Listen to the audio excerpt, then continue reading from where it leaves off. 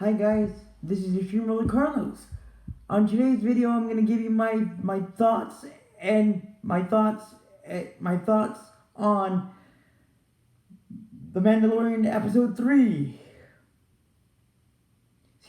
Episode 3, season 3.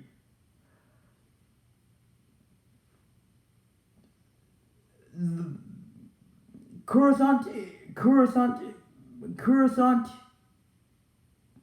in the shadows and Bo-Katan's new home. So here we go, guys. I love this third episode of season 3 because we got to see a lot of cool stuff. Like in the beginning of the episode, we see Mando and Bo-Katan or Din Djarin, Bo-Katan speak after Bo-Katan rescued Din Djarin from drowning and getting eaten by that dastardly new creature that obviously every Mandalorian has imprinted in their armor, the creature's face in their armor, which I can't pronounce the creature's name, but you know which one I'm talking about.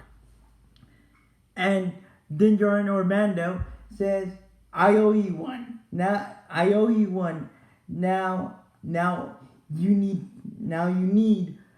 need to take me home or to my clan so I could be reinstated into the Mando way." But to Bo-Katan, but along the way, as they were going through or passing on their way to the secret to the Mandalorian hideaway or base. Bo-Katan and Din Djarin or Mando got a surprise from Bo-Katan's old friends that she had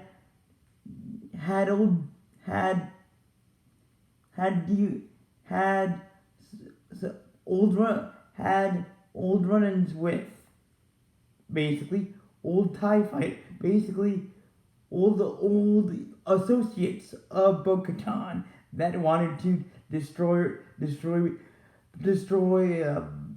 Mando's ship, because Bo-Katan and Mando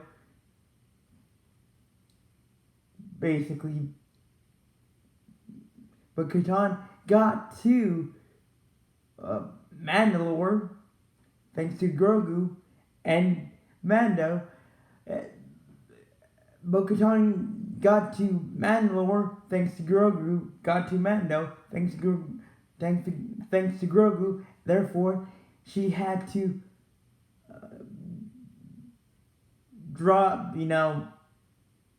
steer the Mando ship to get him back to rescue him. So after Bo-Katan rescued him from the depths of the waters of the cleansing waters of Mandalore themselves, she and Mando encountered Bo-Katan's old acquaintance of TIE fighters that wanted to destroy Bo-Katan and Din Djarin in the process.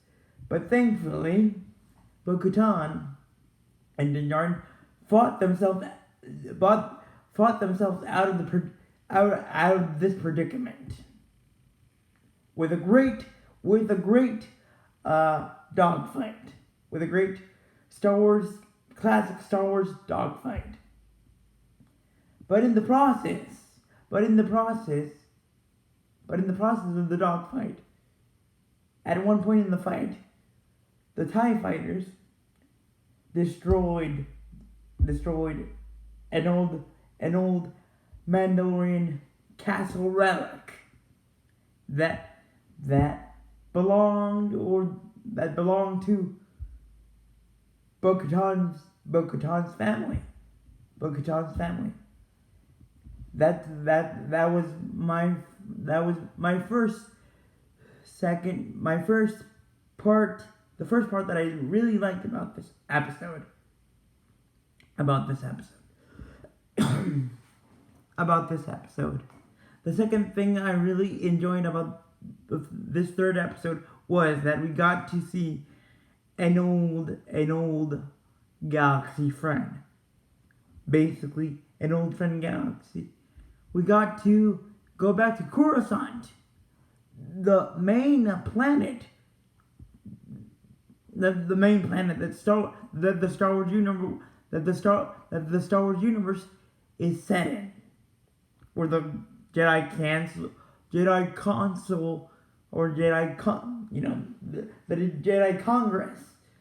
Congress is set in, or they have their meetings, or where they used to have their meetings, and all that, and Coruscant looked very bright.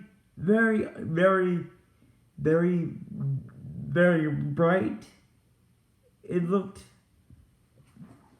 new, but it looked new. Of course, it looked new, but it had that old classic flair to it as well. And in Coruscant, we find Dr. I can't pronounce his name, so forgive me. Dr. Pesci. Now, if you recall, Dr. Pesci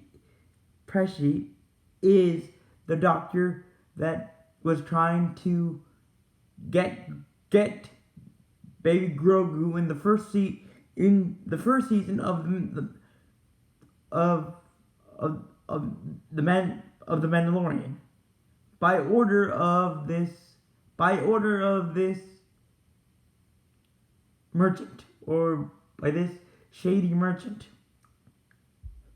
But I was surprised and happily surprised to see Dr. Percy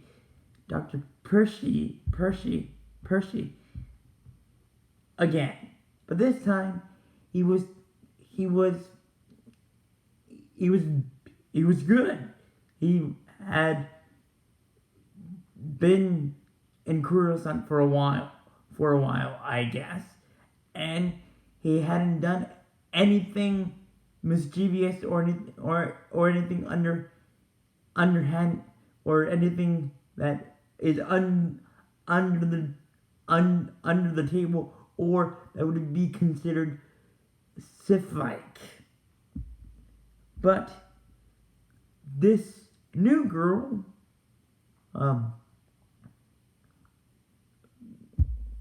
again, forgive me for forgetting their names or mispronouncing their names, but this new girl that saw Dr. Pesci in a town hall like meeting in Coruscant of the New Republic. This girl that saw Dr. Pesci's type TED talk about cloning, which is a cool reference to the Clone Wars, which was a cool reference to Attack of the Clones and the animated series, the very successful Star Wars animated series, The Clone Wars. And Dr. Pesci was talking about how cloning can change people's lives in the New Republic.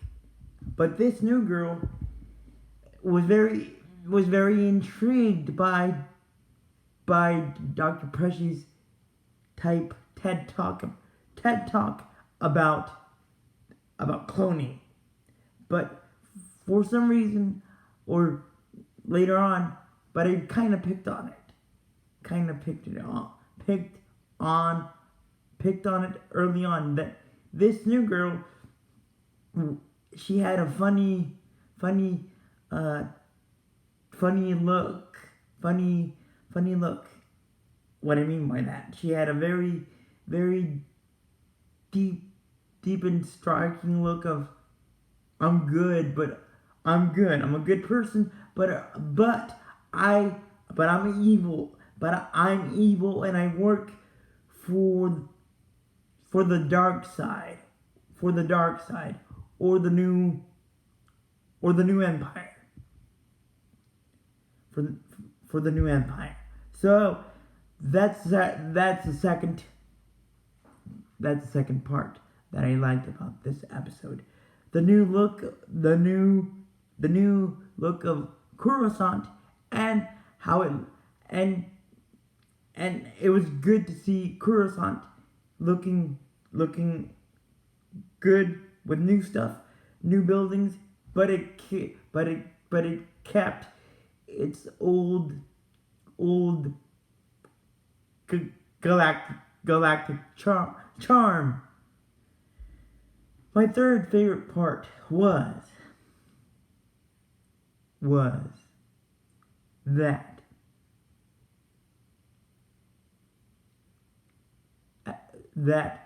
and this is kind of towards the end of the episode, that Bo-Katan, that after the TIE fighter dogfight that Bo-Katan and Din Djarin or Mando had to endure, Din Djarin or Mando said to Bo-Katan, I'll take you to our Mandalorian hideaway or base. And I really enjoyed that part, because at the end of the episode, we see Mando and Bo-Katan arrive at the Mandalorian base, where they are set to, where Mando is set to be readopted into the clan, into the Mando clan by the chief, by the head helmet. But many of his new clan family members doubt that he went to Mandalore, and that he bathed in the sin cleansing waters of Mandalore.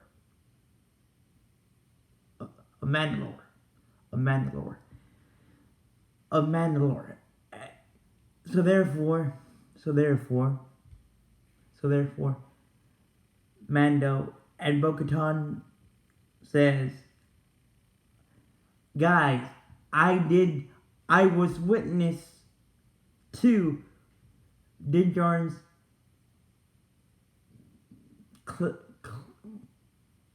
cleansing ceremony, or sin cleansing ceremony, and I had to rescue him from the depths of the cleansing of our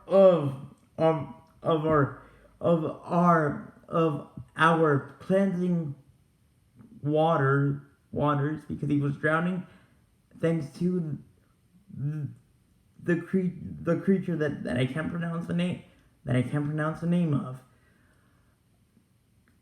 So and I also love the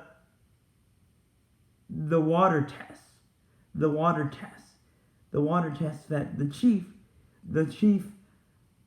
Mandalorian of the clan had to do to test the water if the waters of of Mandalore were the real Mandalore waters that Mando had to cleanse himself from his sins from. So I really enjoyed that. Now the fourth and fifth part that I really enjoyed about this episode was that, again, we got to see Dr. Pesci, and this new girl go on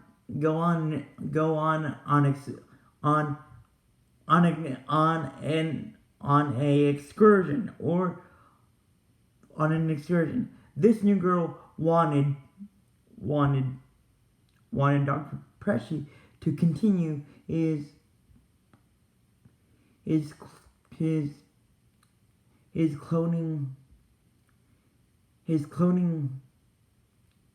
cloning research, and eventually re-enter into the re-entering the cloning phases, cloning work, going back to his cloning work that he used to do for the dark side or the new empire. But to do that, Dr. Pesci and this new girl had to go into a train, basically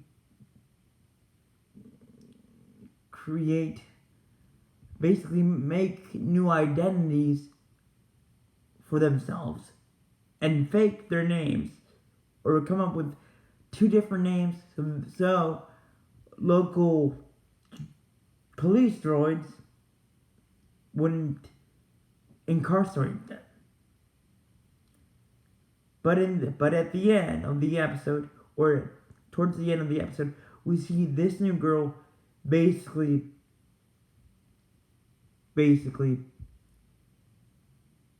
turn, I'm going to use a WWE phrase, turn heel on Dr.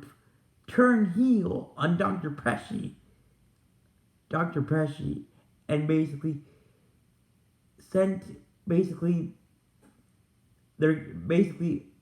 both of them are captured by Cqrurasanta police, or by their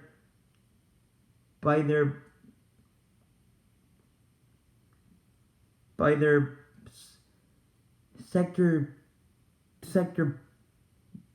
police, sector government body, or police, and this new girl tortures Dr. Pesci, and eventually kills him. Of course, we don't know if she kills him, but my guess is that she kills him. She absolutely kills him. With, again, this new torture device, galactic torture device, where Dr. Pesci is obviously, he doesn't want to go. He says, she tricked me. This new girl tricked me. You don't understand. This girl tricked me. But Dr. Pesci, please fall on deaf ears. And the controller of this machine is persuaded by this new girl, and saying that he knows how to work this new machine, and that she has experience controlling this new machine. And the controller says, okay, you got this. You got this. You got this. Okay. Okay, you got this. Right now. The controller agrees with this new girl and says, okay, I'll leave you to it. But with what the controller of the new machine has, he has no clue that this new girl has a vindictive side towards her, about her. So overall, I really enjoyed this episode. Thank you guys for watching, and let me know. Thank you guys for watching. Leave a like and let me know what you thought about this episode, and let me know what did you think about this new new